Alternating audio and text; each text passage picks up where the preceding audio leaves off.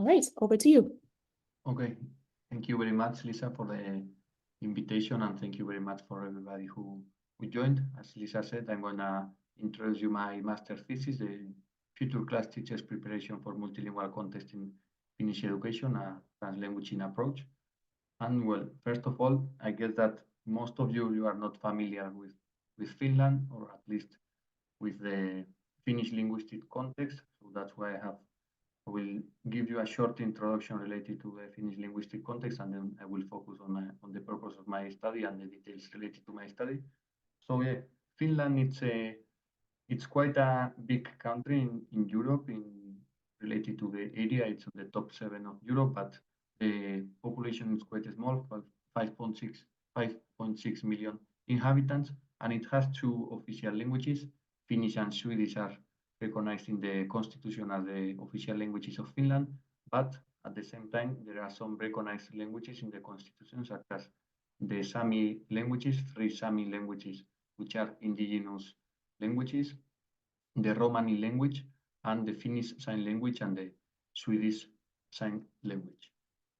Regarding the native speakers, the Finnish language is the biggest one. Nearly more than 88% of the population have Finnish as the native language, but 5% of the Swedish speakers are native speakers. And as you can see in this map, the darkest blue areas, so the Åland areas, the ones on the south west, they are unilingually Swedish, and there are also some other areas where they are bilingual, but the majority of the society is Swedish. But as you can see, in the biggest part of Finland, they are mostly unilingually Finnish.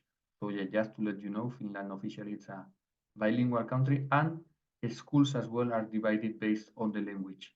So in Finland, pupils that study in Finnish and pupils that study in Swedish, they are not mixed, but they go to completely separate schools, and also in higher education and also at the university level, or when they go to college, they study in different faculties and usually different buildings. So they are not mixed. There is quite a big separation. So yeah, the purpose of the study, as I have said, Finland is officially a bilingual country, but nowadays nearly 10% of the home languages are foreign languages in Finland, and actually this percentage it's probably higher because in the Finnish census you can only choose one language as your native language. So for example, if there is a family that they speak Finnish and Somali in their home, they may put in the census that the child speaks Finnish. So in the statistics, they don't count that child as a multilingual child, or they don't count the foreign language as the native language neither. So actually 10% is the minimum percentage, let's say, and this percentage has increased quite a lot in the recent years, because in the year 2000 it was less than 2%, in the year 2010 it was less than 5%, and now it's nearly 10%. So as you can see, there has been an exponential increase. Then there is a new national curriculum for basic education. They developed it in 2014. There they introduced quite many changes, mostly related to the language awareness and the enhance of the use of different languages in class, the foreign languages in class, and letting students participate and use their native languages in class, because that's what new research suggests. So they introduced it in the new national curriculum for basic education.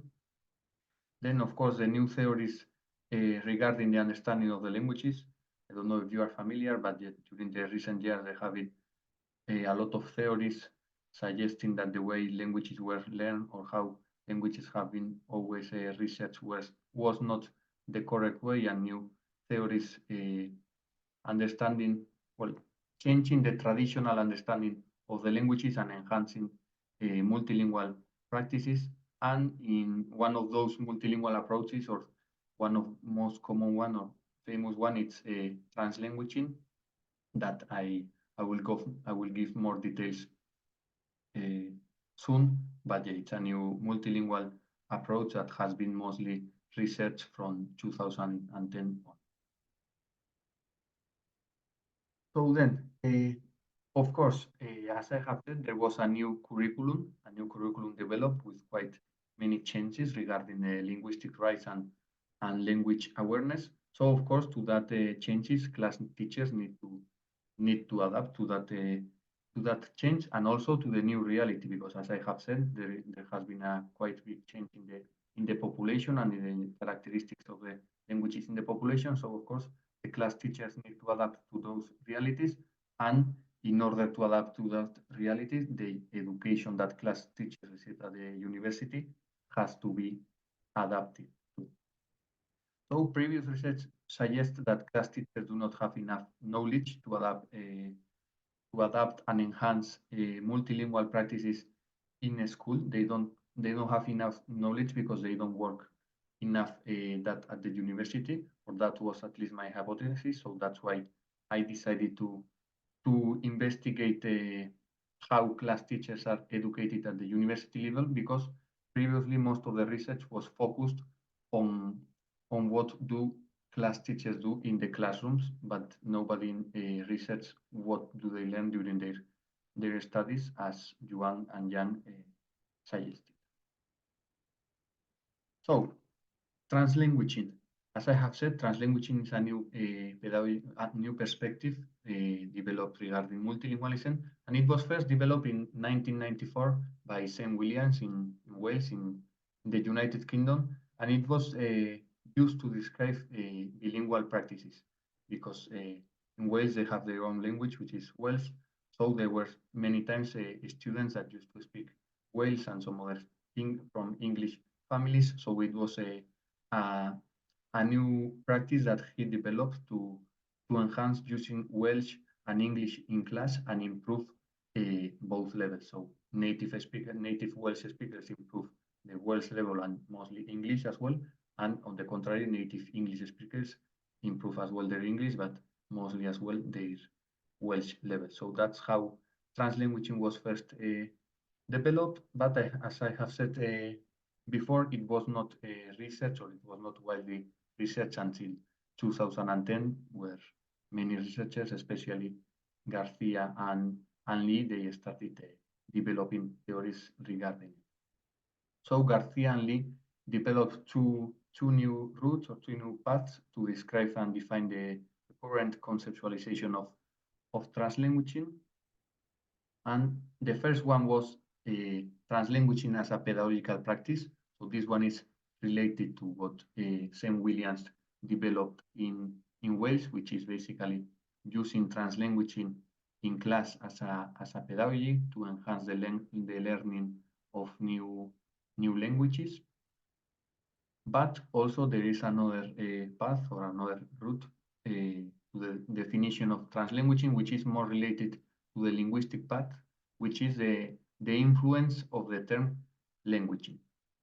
Languaging, it was a term that it was developed by linguists to change, or to address a new way to develop theories related to languages. So to address how languages should be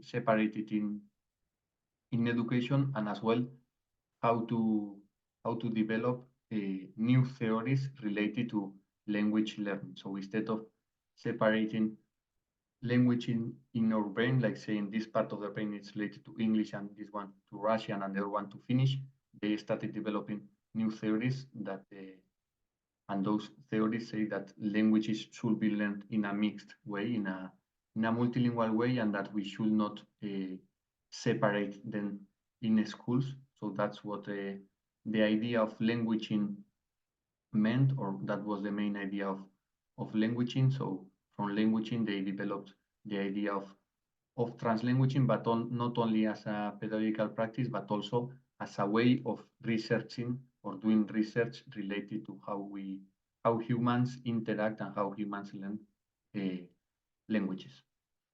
So the idea of translanguaging, it's basically giving importance to the effective communication instead of language form. So as I have said before, instead of analyzing which language do we use to communicate, And when we are using French and when we are using English, for example, the translanguaging idea gives more importance to be effective in the communication and to have effective uh, conversations with people, even if we mix languages or even if we change the register. It gives importance to the communication. And apart from translanguaging, as I have said, there have been developed many terms related to multilingualism, because as I have said before, the translanguaging term is a new term.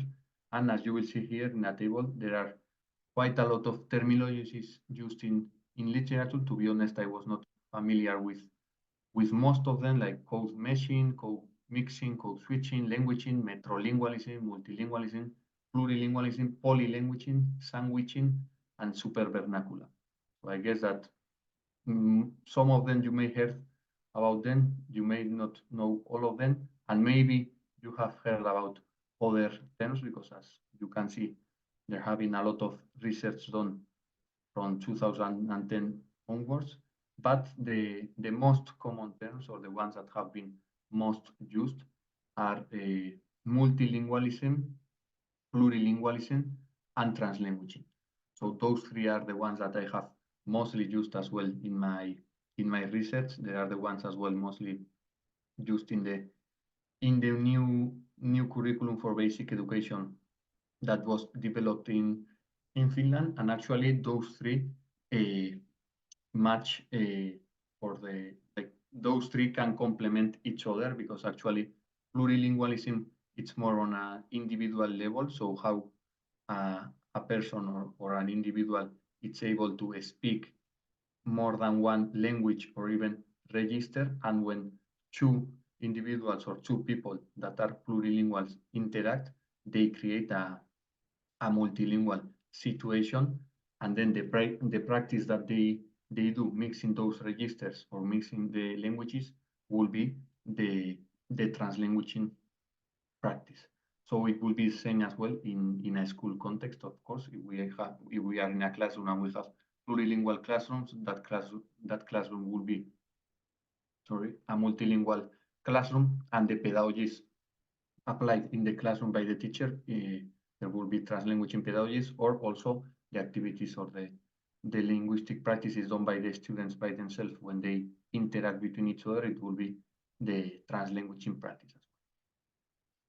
And also, they developed, Garcia and Lee developed a new idea, which was called translanguaging instinct, and this was based on the importance of social interaction. So, as you know, the main differentiation that makes us different to humans from the rest of the animals is the ability that we have to interact with the rest of the humans, or the necessity that we have to interact with those humans. So based on that interaction, which is an inherent instinct for humans, Garcia and Lee said that humans as well, we have the translanguaging instinct by ourselves.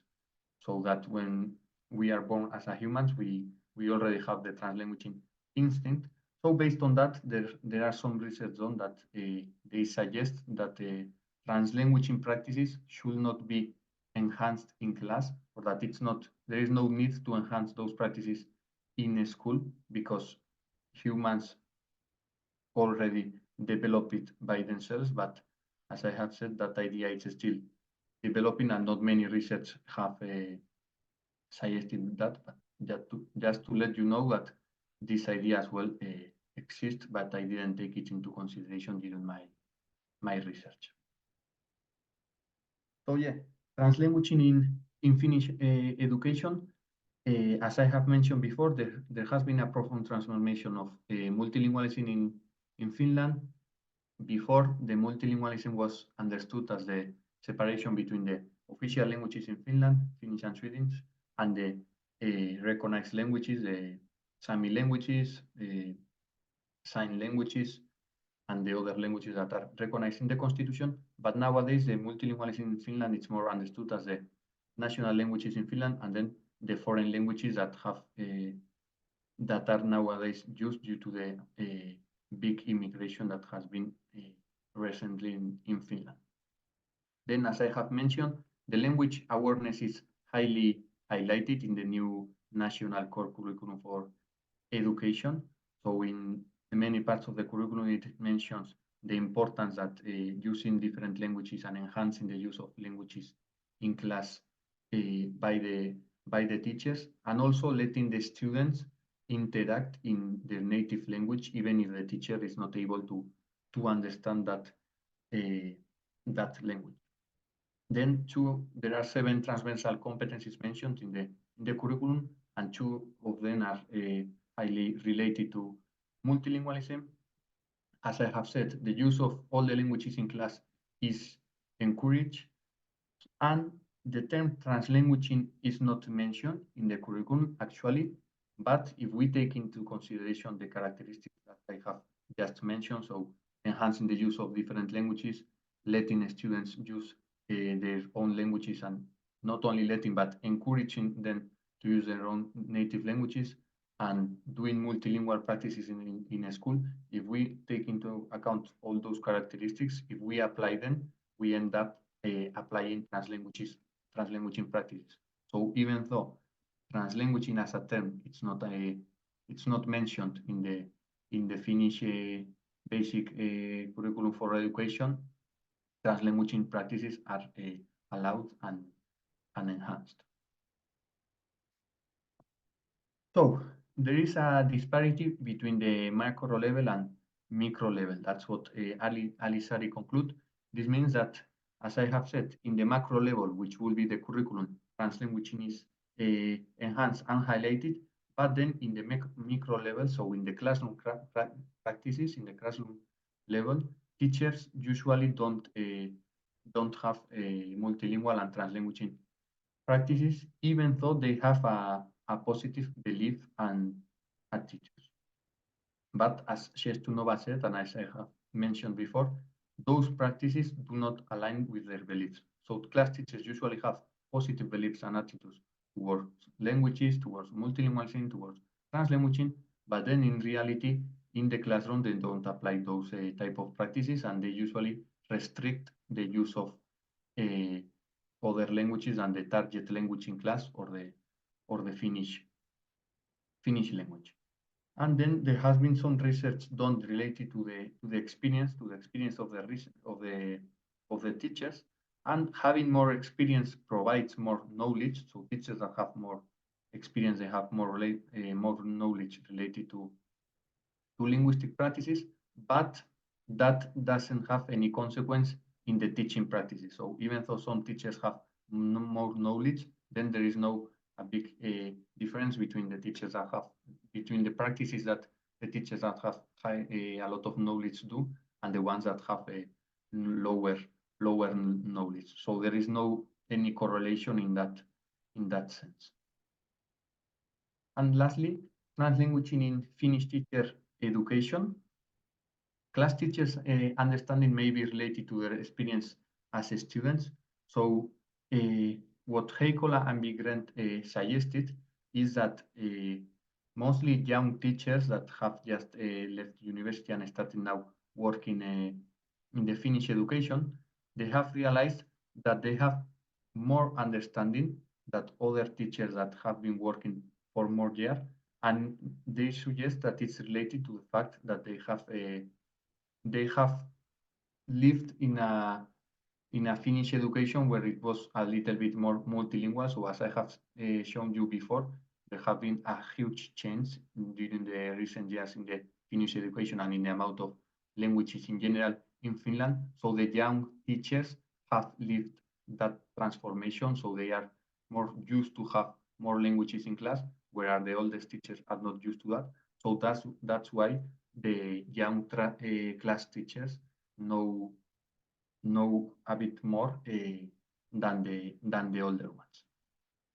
Also, mainly the teachers' beliefs and ideologies, or the teachers' beliefs and ideologies of most of the teachers, are more related to the 2004 curriculum, so the previous curriculum, where in that curriculum the language awareness was not highly encouraged, and the use of native languages was not mentioned at all. So basically, languages were seen as a positive thing, like students. If a student knows for languages, for example, it was said that it was possible for the students, but it was not encouraged to use in the classroom. So most of the teachers believe and ideologies are related to that curriculum. And lastly, the influence of the home languages, or the importance that home languages have in students' understanding of the process of the education. It's the most unknown topic for class teachers.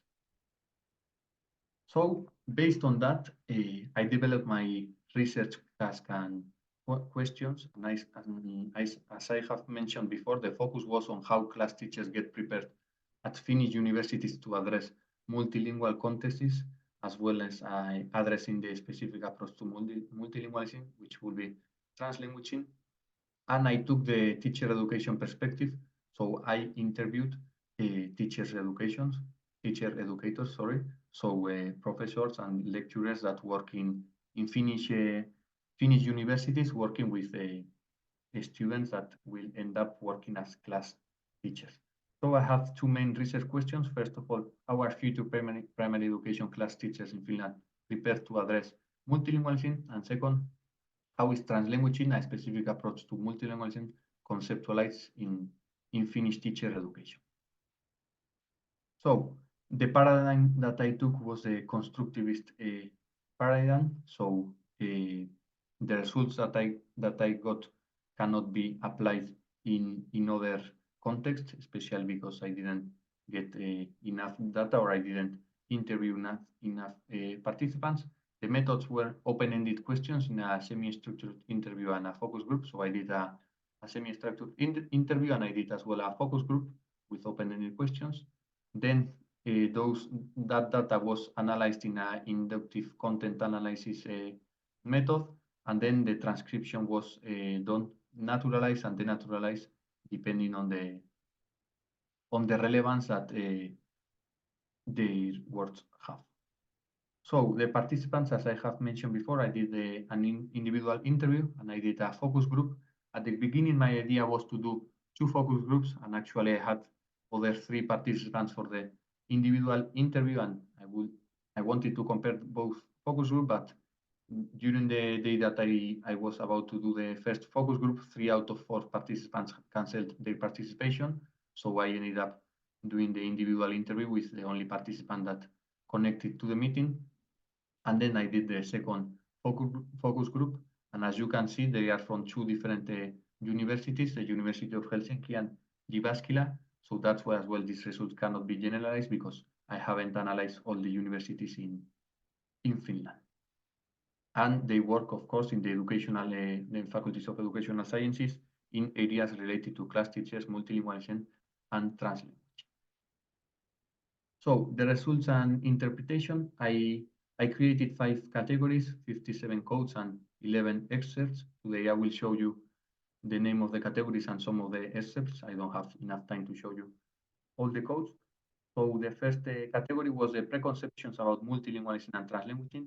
I analyzed what preconceptions class teachers have, and also what preconceptions my participants have, because my participants, as I have mentioned before, they are lecturers at the university that educate future class teachers. So of course the preconceptions affect the preconceptions of the class teachers. Then the classroom practices and policies towards languages in Finland. So what type of practices and what type of policies there are usually applied in Finnish classroom. Then Finnish class teachers preparation towards multilingualism and translanguaging. So what education they have at the universities, and also in the training schools where they do their traineeships. Then the definition and characteristics of multilingualism and translanguaging, so how they are conceptualized, and also the terminology related to translanguaging and multilingualism in Finnish, because these class teachers are educated in Finnish, and I wanted to see as well how translanguaging is conceptualized using the Finnish language, because as you know, sometimes the specific terms are not correctly translated from one language to other, or there can be some problems or some misunderstandings in those translations. So I wanted to see how translanguaging is conceptualized as well in the official languages of Finland. So regarding the results, I have here one excerpt from the participant 3 that they mentioned that class teachers, as you can see, they are afraid of the use or the misuse of languages in class by the students. They are afraid that the students use their own native languages for bullying or doing bad things in class, and that they lose the control of the class, because if the teacher doesn't understand the language that the student is using, they are afraid of not using it in a good way and using it for bullying. But what I think is interesting here as well is the fact that the participant mentioned, we know that this is not dangerous, that the teacher doesn't understand all the languages in class. Because this we, using the plural of the first person, I don't know if that person refers only to the participants of the discussion, so that the professors at the university know that it's not dangerous, that the teacher doesn't understand all the languages, or in fact, if they are referring in general that teachers know that it's not dangerous, because this person themselves is a teacher, so that teachers know that it's not dangerous, but as they are afraid, their fear may be stronger than their understanding or than their knowledge. So I think it's interesting the fact that that they spoke in plural and not using the singular pronoun. Then the participant 5 continued with the idea mentioned before by the participant 3, where they mentioned that there is a tension quite often between the teachers, that they understand that multilingual practices are good, but then they don't really know how to apply them in the everyday practice. So this participant mentioned that I see this difference between the ideology, attitudes, and the actual practice. So as I have mentioned before, and as previous research say, there is a mismatch between the practices and the beliefs of teachers. And this is what this participant as well mentions, that they have positive ideas, but then in reality, they don't end up applying. And then lastly, the last excerpt that I will show you, it was related to how teachers are educating at the university and what do they learn at the university, because actually the participants mentioned that they only have one mandatory course in the university studies, during the whole university studies, related to multilingualism or related to linguistics in class. And these participants actually mentioned that they don't learn or they don't discuss about how students can use their language resources or how they can use their own languages, but it's more related to how to support the school language learning. So it's mostly focused on how to teach the target language of the school. So for example, if students want to learn French, so how to learn French or how to teach French instead of focusing in multilingual practices. So these participants literally says that multilingual practices don't really exist so much in this course. So this participant is basically saying that the class teachers don't have any courses related to multilingualism during the university studies. Then I asked them to create a mind map and a definition in group. Well, the one on the individual interview, of course, it was done only by the participant, but the one on the right, it's from the focus group and it's in group. And as you can see, in both of them, they mentioned the multilingual pedagogy, the linguistic responsive education, language ideology. So they mentioned quite similar ideas, and they gave a lot of importance to language awareness, or allowing and encouraging pupils, to use all their languages in class. And here as well, they mentioned it's a space that opens a flexible use of language resources. So they put the pedagogy in the center. They give a lot of importance to being a pedagogy and allowing the linguistic resources. So the results, as I have mentioned before, class teachers are not enough prepared. They only have one mandatory course, and that mandatory course actually it's focused in language teaching. It's not focused on multilingualism. Then, as I have mentioned as well, their fears and ideologies don't let them apply practices and enhance multilingualism. So the participants did not mention that much the lack of knowledge, as previous research suggests. They mentioned more the fears that they have. So yeah, those fears don't really let them apply the practices or don't let them apply the knowledge they have. So the course should be focused as well on how to counterattack those fears. Then translanguaging is conceptualized from a monolingual perspective because actually, well, I didn't include it in the results due to the time, but as I have mentioned before, in Finland we have two national languages, Finnish and Swedish, but the participants only refer to the Finnish language. When I asked them as well terminology related to the to the national languages, they only refer to the Finnish language. So they didn't give any example related to Swedish. And actually, when they were talking about multilingualism, they were talking only about Finnish language and the rest of the languages. So that's quite a monolingual perspective because they did not include Swedish in that perspective. So they didn't analyze the education from the bilingual perspective of having Finnish and Swedish. They only analyzed from the perspective of having Finnish and then the rest of the language. So Swedish is treated as a foreign language in that sense. And then there is no consensus in the use of the Finnish term. So when they write or they do research related to translanguaging in Finnish, they sometimes use translanguaging, so the English term, but then they have other terms like limitaskieleli, limitaskielisi, then transkieleli, which will be the mix between the English and the Finnish one, and the kielten limitainen kaito.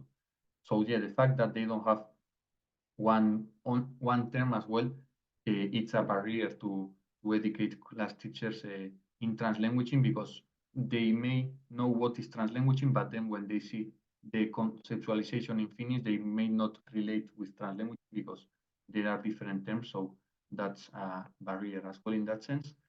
And the main conclusions, as you can see here, first of all, class teachers, okay, there is a fault here, do not get sufficient preparation. There's a mistake here, do not get sufficient preparation.